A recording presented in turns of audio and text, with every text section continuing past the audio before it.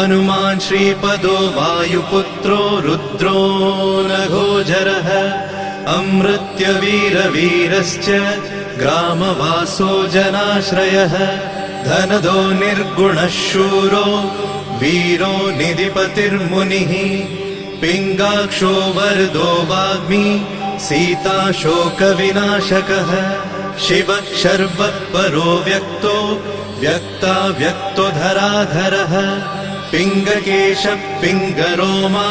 श्रुतिगम्यः सनातनः अनादिर्भगवान् देवो विश्वहेतुर्जनाश्रयः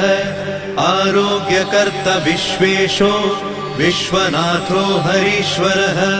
भर्गो रामो रामभक्तः कल्याणप्रकृतिस्थिरः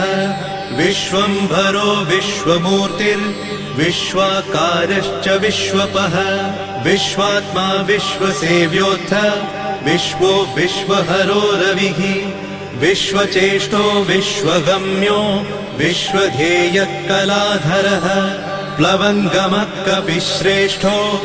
ज्येष्ठो विद्यावनेचरः बालो वृद्धो युवा तत्त्वगम्यः सुखो यजः अञ्जनासूनुरव्यग्रो